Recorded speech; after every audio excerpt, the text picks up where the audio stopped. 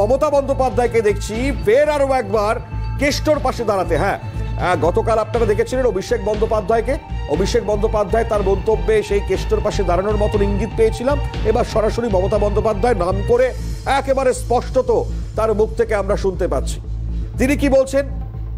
রাজ্যের মুখ্যমন্ত্রী মমতা বন্দ্যোপাধ্যায় তার মন্তব্য যে নতুন করে আইন হয়েছে, নতুন করে আইন এরা এনেছে, নাম করেননি, এবং সেই জায়গায় এদের এই আইনে একে একে মানে প্রত্যেকে গ্রেপ্তার করা যাবে, এরকম এক পরিস্থিতিতে দাঁড়িয়ে আপনারা দেখেছেন অরবিন্দ কেজরিওয়ালকে গ্রেপ্তার করেছে। আর এবার সেই প্রসঙ্গকে উস্কে দিয়ে কেষ্টকে গ্রেপ্তার করিয়েছিল। এই মন্তব্য মমতা বন্দ্যোপাধ্যায় তিনি করে গিয়েছেন। আজকে এটাই হচ্ছে সব থেকে বড় প্রসঙ্গের জায়গা। দুর্নীতিতে অভিযুক্ত কেষ্টর গোটা ছবি আপনারা দেখেছেন, কিন্তু সাধারণের চোখে চোর অনুব্রতর পাশে মুখ্যমন্ত্রী, কেষ্ট বিরহে বিরাগী মমতা বন্দ্যোপাধ্যায়। আজকে এটাই হচ্ছে সব থেকে বড় ছবি, যেখানে মমতা বন্দ্যোপাধ্যায় যখন দাঁড়িয়ে পড়ছেন ফের আরো একবার, মানে ভোটের মুখে কেষ্টর পাশে দাঁড়ানো, এই ইঙ্গিতটা ঠিক তিনি কি দিতে চাইলেন। এবং একই সঙ্গে দাঁড়িয়ে সাধারণ মানুষ সেই কেষ্টকে নিয়ে দেখেও সেই চোর চোর স্লোগান আমাদের মনে পড়ে যায়, এবং একই সঙ্গে সেই দালাল বক্তব্য মনে পড়ে যায়। তবে একটু শুনিয়ে রাখি আমরা অবশ্যই যে মন্তব্যটা সামনে এসছে। শুনুন। আজকে দেখেছেন দিল্লির মুখ্যমন্ত্রীকেও অ্যারেস্ট করে রেখে দিয়েছে, আমাদেরও কেষ্টকে অ্যারেস্ট করেছে, আমাদেরও অনেক কর্মীকে অ্যারেস্ট করেছে।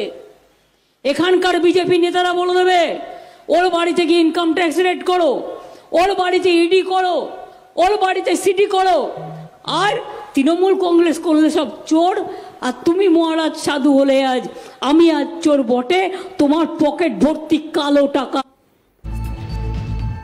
উত্তরবঙ্গে গিয়েও বুঝতেই পারছেন সেখানেও কেষ্ট প্রসঙ্গটা উত্থাপন করা, এটা কোন ছবি? মানে এটা রাজনৈতিক দিক থেকে তো অবশ্যই মানুষের কাছে যে প্রেজেন্টেশনটা মমতা বন্দ্যোপাধ্যায় তিনি করতে চেয়েছেন, তাতে সত্যি কি আখেরে দাগ কাটবে সাধারণ মানুষের মনে? দুর্নীতিতে অভিযুক্ত কেষ্টর একে একে পরিস্থিতি সম্বন্ধে আমরা প্রত্যেকে অবগত। যে তদন্ত চলেছে সেই তদন্তে কি উঠে এসছে, এবং তারপর সেই কেষ্ট আজকে তিহার বন্দী। বলা হতো বাঘ, একে একে বলেছেন সেই বাঘ অনুব্রত মণ্ডল, সে তিহার জেলে এই মুহূর্তে। আর এরকম বাঘ অনেকেই রয়েছেন যারা এই পরিস্থিতির সম্মুখীন হতে চলেছেন বা হবেন। আজকে জলপাইগুড়িতে গিয়ে কেন কেষ্ট মন্তব্যটাকে উত্থাপন করতে হলো? অবশ্যই এটা একটা তাৎপর্যপূর্ণ জায়গা, এবং তাৎক্ষণিক এই জায়গা থেকে দাঁড়িয়ে অবশ্যই প্রতিক্রিয়া নিতে চাই আমরা। আমাদের সঙ্গে অধ্যাপক তথা রাজনৈতিক বিশ্লেষক ঝন্টু বড়াই এই মুহূর্তে রয়েছেন, সরাসরি চলে যাব ঝন্টুদার কাছে। ঝন্টুদা, আজকে উত্তরবঙ্গে গিয়েও মুখ্যমন্ত্রী কেষ্টর নাম করে এই মন্তব্য করলেন, কতটা প্রাসঙ্গিক আপনি মনে করছেন? আমি মনোময় তোমাকে প্রথমেই বলি যে এই একটি অদ্ভুত দল, শোনা যাচ্ছে মনোময়? একদম শোনা যাচ্ছে দাদা। যেখানে পলিটিক্যাল ডিভিডেন্ড যেই নেতাদের কাছ থেকে তারা পায়, দলটি অনুব্রত, জ্যোতিপ্রিয়, তারা সেখানে বীরের বাঘের তকমা পায়। তুমি বোধহয় খেয়াল করে দেখবে যে পার্থ চ্যাটার্জি যখন জেলে গিয়েছিল, তড়িহড়ি তাকে কিন্তু দলের মহাসচিব, মানে ভারতবর্ষের সংসদীয় গণতন্ত্রে বহুদলীয় ব্যবস্থায় এমন একটি দল তুমি দেখাবে না যাদের মহাসচিব, দলের সবচেয়ে বড় পদ, তিনি যখন অভিযুক্ত হলেন, তিনি তারপরে তাকে দল থেকে তাড়িয়ে দেওয়া, মানে সরিয়ে দেওয়া হলো। অথচ তুমি কালিয়ে দেখবে যে মানিক ভট্টাচার্যকে তাড়ানো হয়নি, তার বিধায়ক পদটা কিন্তু খারিজ করা হয়নি। এত বড় অভিযোগ, এবং সেটা প্রতিষ্ঠিত অভিযোগ। তুমি দেখো অনুব্রত, বাস্তবে অনুব্রত সম্পর্কে মমতা ব্যানার্জি জলপাইগুড়ির মাটিতে, যে জলপাইগুড়ির মাটি উত্তরবঙ্গের প্রান্তিক মাটিতে, মুখ্যমন্ত্রী মহারথী, এ রাজ্যের প্রশাসনিক প্রধান, যার বলা উচিত ছিল 42টি চা বাগান বন্ধ, বলা উচিত ছিল 370টি চা বাগানের সিংহভাগে কোনো স্কুল নেই, পানীয় জল নেই, ঝড়ে বিধ্বস্ত, আবাসন ঘর দেওয়া হয়নি, এই ধরনের জনমোহিনী কথাগুলো, পিপুল ওরিয়েন্টেড কথাগুলো মনোময় বলা উচিত ছিল। সেখানে যখন তিনি তার সাবজেক্টের বাইরে গিয়ে অনুব্রত সম্পর্কে বলছেন, তাতে দুটো অ্যাসপেক্ট উঠে আসে।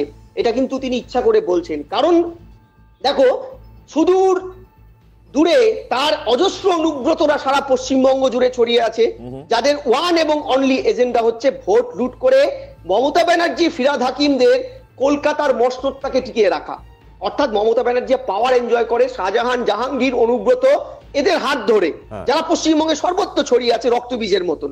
তাহলে একটা অনুব্রত জেলে যাওয়ার পরে বাকি অনুব্রতরা, উত্তরবঙ্গের অনুব্রত আছে, আমরা জানি উদয়ন বাবু খুব লাফালাফি করছেন অনুব্রত হওয়ার জন্য, এদের যাতে মনোবল তলানিতে না থেকে যায়, ভোটের সময় তারা যত উজ্জীবিত হয়ে যায় ভোট লুট করার জন্য, তাই এই বার্তাগুলো দেওয়া হচ্ছে অনুব্রতর নাম করে, যে দেখো যতই হোক, যতই তিহার যাও তুমি চিত্ত করতে, দল তোমার পাশে আছে, তোমরাও অনুব্রতর মতন এগিয়ে আসো, ভোট লুট করো, বেশি বেশি মাত্রায় ভোটে জেতাও আমাদেরকে, আমরা তোমার পাশে শেষ অবধি থাকবো। কেন্দ্রীয় এজেন্সি যাই বলুক, ভারতের সংবিধান যাই বলুক, আমাদের স্ট্যান্ড হচ্ছে আমরা প্রো অনুব্রত পলিসি নিয়ে চলি। তৃণমূল কংগ্রেস প্রো অনুব্রত পলিসি নিয়ে চলে, এটা কিন্তু বার্তা দেওয়া খুব স্বাভাবিক। ফ্রিঞ্জ এলিমেন্টদের। কারণ মনোময় 2011-তে মমতা ব্যানার্জি ক্ষমতায় এসেছিল ফ্রিঞ্জ এলিমেন্টদেরকে কাল্টিভেট করে, মোটিভেট করে, বারবার মমতা ব্যানার্জিকে বলতে হয় আমি বখাটে ছেলেদের চাই, ভালো ছেলেদের চাই না। কেন? এগুলো কিন্তু নিতান্তই কথা নয় মনোব্রয়, এগুলো কতগুলো পলিটিক্যাল বার্তা দেওয়া। আচ্ছা। It is a political compulsion, এটা মেকানিজম, যে মেকানিজমে রাজ্যের বিভিন্ন প্রান্তে ছড়িয়ে থাকা শাহজাহান, নূরজাহান, অনুব্রত, এদেরকে বার্তা দেওয়া তোমরা উজ্জীবিত হও, দল তোমাদের পাশে শেষ অবধি আছে। অত্যন্ত শেষ অবধি আছে। তাৎপর্যপূর্ণ ঝন্টুদা, আপনার এই বক্তব্য এবং আপনার এই আঙ্গিক থেকে খুব স্পষ্ট হলো যে কেন উত্তরবঙ্গের মাটিতে দাঁড়িয়ে জলপাইগুড়ি থেকে ওই বার্তাটা দিলেন মমতা বন্দ্যোপাধ্যায়। অনেক ধন্যবাদ ঝন্টুদা সরাসরি থাকবার জন্য। দেখুন স্পষ্টতই এটাই হচ্ছে গুরুত্ব রাখছে, কারণ বুঝতেই পারছেন এই বার্তা দেওয়ার মধ্যে দিয়ে মানে একেবারে পরোক্ষ এ ধরনের শেখ শাহজাহান বা এ ধরনের মানে অনুব্রতরা যে রয়েছেন দলে, তাদেরকে বার্তা দেওয়া ভোটের মুখে।